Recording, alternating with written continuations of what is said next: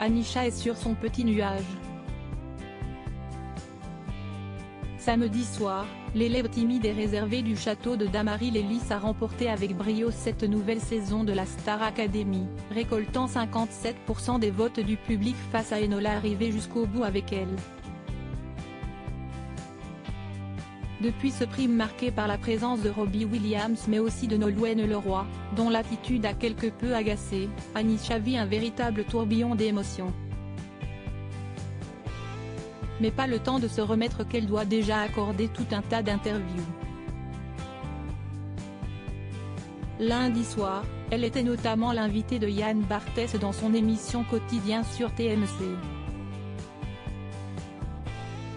Ce fut alors l'occasion pour elle de revenir sur son aventure hors du commun, lors de laquelle elle a eu quelques habitudes étranges.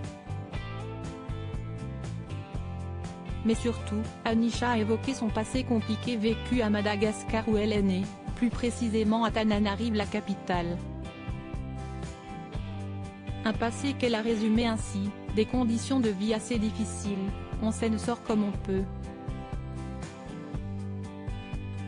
L'enfance a été difficile dans la Star Academy. Anisha avait déjà brièvement parlé de son enfance, sans rentrer dans les détails mais simplement en indiquant avoir été brisée de la même manière que sa guitare cassée qu'elle ne quitte jamais.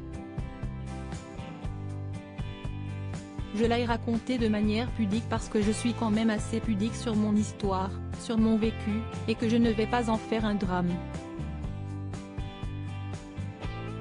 Je pense que les difficultés qu'on a traversées, même si on est brisé, sont aussi notre force. J'ai vécu ces choses et ça m'a rendue plus forte, j'ai eu le courage de faire cette aventure, préfère-t-elle se réjouir.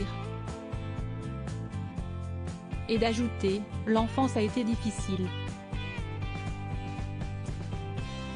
Aujourd'hui, je ne parle plus trop de ça, ça fait partie de l'histoire mais ce que je voulais c'était dire, oui il y a eu ça mais aujourd'hui ça va, on peut encore avancer.